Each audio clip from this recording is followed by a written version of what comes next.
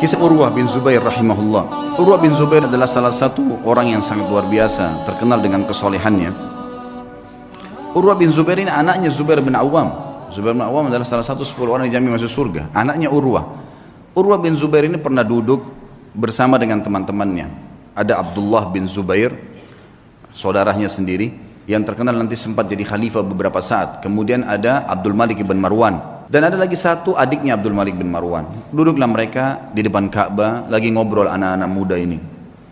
Kemudian mereka sambil berkata, cobalah kita saling memohon kepada Allah, berharap sesuatu yang paling dia harapkan di depan Ka'bah. Siapa tahu Allah kabulkan. Berkatalah Abdullah bin Zubair, saya berharap menjadi khalifah, menguasai Hijaz, Mekah dan Madinah.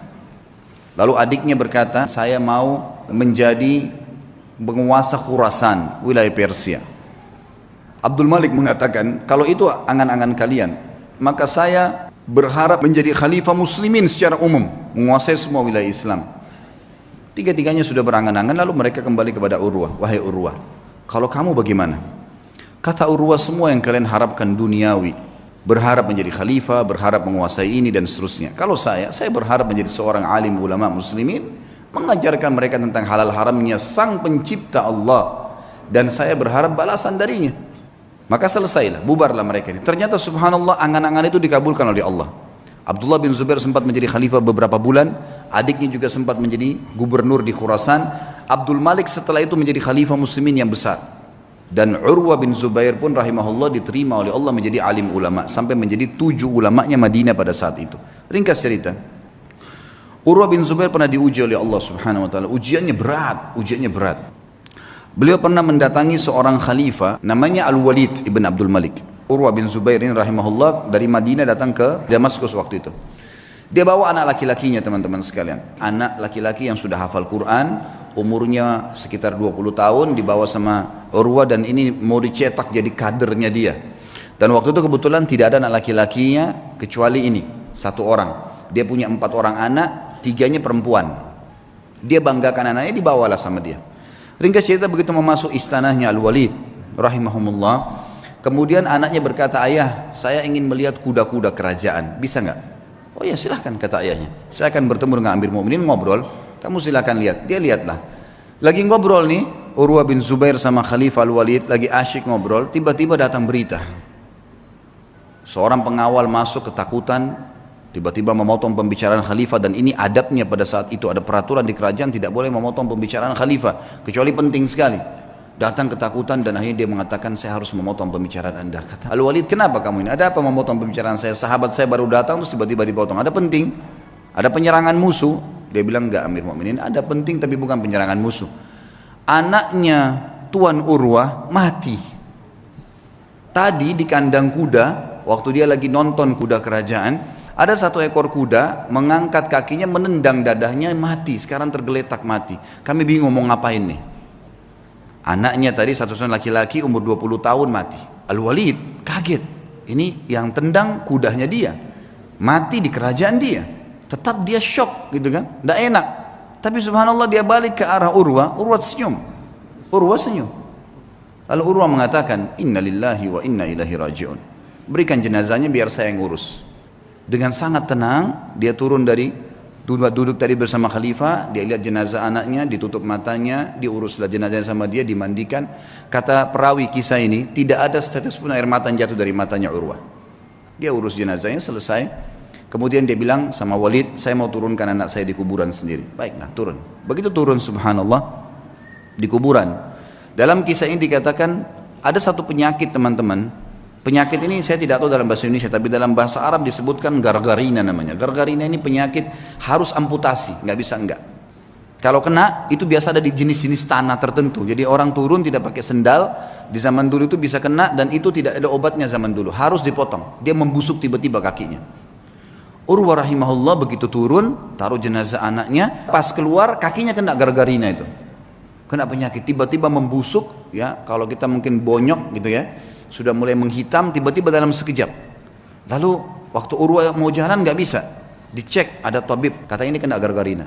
Apa solusinya? Harus dipotong. Dalam waktu yang sama nih, anaknya baru mati ditendang kuda, dikubur pada saat itu, dia pun kena penyakit ini, harus potong kakinya. Amir Mukminin Walid bilang, coba tanya jalan keluar, ada obat? Nggak ada, ini nggak ada lain. Kata Urwah, waktu ditanya, bagaimana Urwah? Senyum, inna lillahi wa inna ilaihi raji'un. Udahlah, potong aja, potong kaki ini, bukan potong daging biasa, ya, potong aja. Baiklah, kata Amir Mukminin, baiklah kalau gitu. Tapi dia bilang, wahai Tuan Urwah, kita ini akan memotong daging Anda dan tulang Anda. Tradisi kami adalah harus pasien mabuk, minum khamr, tidak sadar, baru kami potong. Kalau enggak bisa. Kata Urwah, demi Allah saya tidak pernah nyentuhkan setetes pun di tenggorokan saya yang haram. Masa sekarang begitu cobaan datang saya mau pakai minum ini? Enggak bisa. Lalu apa solusinya? Pokoknya jangan pakai ini. Musyawarah sama Walid, ya Amir Mukminin, bagaimana nih? Tamu Anda nggak mau minum khamr, kita nggak ada solusi lain. Pikirin, cari jalan keluar. Tapi yang penting aman. Gak lama kemudian datang tabibnya bawa 10 orang laki-laki, semuanya bodyguard, kekar semua badannya. Kata Urwah, untuk apa nih? Untuk pegang Anda nih. Nggak ada solusi lain, harus pegang, nggak boleh bergerak. Ini daging sama tulang saya akan potong. Gerak sedikit ini sudah salah. Kata dia, saya tidak perlu sama mereka. Lalu apa jalan keluarnya, wahai Tuan? Kaki Anda harus dipotong, kalau enggak nyebar ke seluruh tubuh. Saya akan bertasbih dan bertahlil, berzikir kepada Allah. Kalau kau lihat wajah saya sudah merah, potong kaki saya. Baiklah, suruh keluar semua. Lalu kemudian mulailah tabib ini menyuruh 2 orang pendampingnya untuk menyiapkan segala yang berhubungan dengan kebutuhan untuk memotong itu. Lalu Urwah mulai tutup matanya sambil subhanallah, walhamdulillah, wala ilaha illallah, wallahu akbar. Direnungi dalam hati, diresapi. Dan betul wajahnya berubah jadi merah, memerah. Kata tabib, betul saya lihat wajahnya merah, saya potong kakinya. Begitu selesai terpotong, kemudian ditahan darahnya. Lalu saya mengatakan, kaki Anda sudah kami potong. Dia bilang, alhamdulillah. Biasa. Kakinya dipotong nih, alhamdulillah. Terus kata tabibnya, tapi belum, darah masih ngucur. Kami butuh memberhentikan darah itu. Kata dia, berhentikanlah. Dia bilang, tidak ada jalan lain kecuali kaki Anda kami rendam di minyak panas. Dia bilang, lakukanlah. Saya akan berzikir lalu lakukan. Dia baca subhanallah, alhamdulillah. Kalau wajah saya memerah, tutup.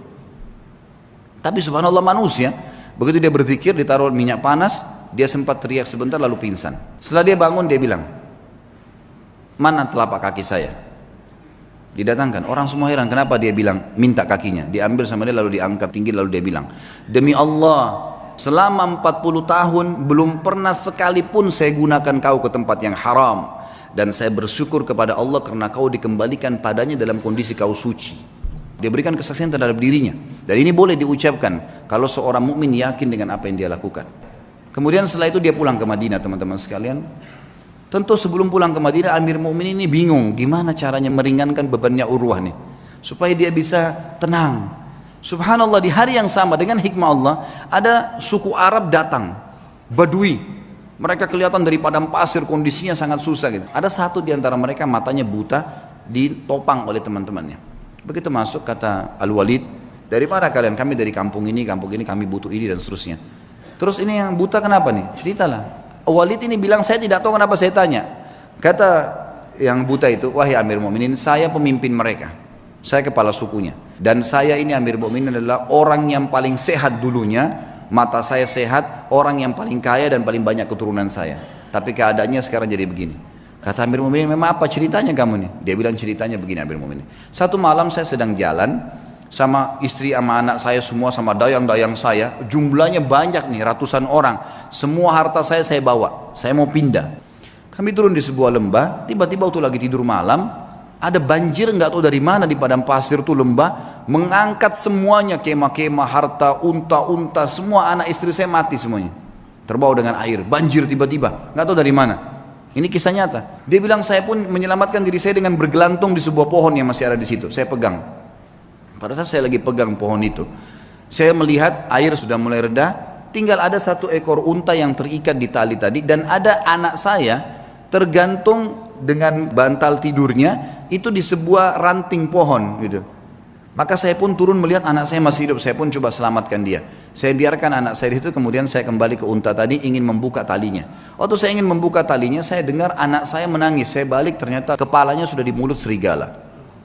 Dia bilang, saya balik mau kejar udah nggak bisa, anak saya sudah dibawa lari sama serigala itu. Maka saya coba mau selamatkan diri saya sendiri. Begitu saya balik ke arah unta ini mengangkat kakinya dan menendang ke mata saya sehingga saya buta. Maka dalam satu malam Amir Mu'minin saya jadi orang yang buta, jadi sakit, anak istri saya hilang, harta saya semua habis. Kata Amir Mu'minin Al-Walid, Alhamdulillah yang telah mengutus kamu datang ke sini. Berikan semua apa yang dia mau orang ini, penuhi semua kebutuhannya dan bawa dia kepada Urwah, suruh ceritakan kisahnya. Ternyata di atas Urwah masih ada yang lebih berat gitu. Urwah berterima kasih pada Walid, kemudian dia pulang ke Madinah. Waktu pulang ke Madinah, orang-orang semua pada datang nih. Sabarlah, beginilah, begitulah, dan seterusnya. Lalu dia mengatakan kepada tamu-tamunya, jangan sampai kalian merasa sedih dengan apa yang kalian lihat. Atau kalian mungkin menganggap ini sesuatu yang berat. Sesungguhnya Allah mengaruniakan saya 4 anak. Dia mengambil 1 dan masih memberikan saya 3. Maka saya bersyukur dengan itu. Dan memberikan kepada saya 4, 2 tangan, 2 kaki. Dan dia cuma ambil 1 saja. Dia meninggalkan 3. Saya bersyukur dengan itu. Kakinya dipotong bisa bersyukur. Luar biasa. Demi Allah dia bilang. Dia motivasi dirinya dan juga motivasi kepada orang yang dengar. Kalau seandainya Allah mengambil sedikit dari saya, dia telah meninggalkan buat saya hal yang banyak. Kalau dia coba saya dengan 1 kali, dan dia telah memaafkan saya dan menyelamatkan saya dalam banyak kejadian yang lain. Semua orang pun akhirnya berterima kasih pada Urwah dan akhirnya mereka pergi.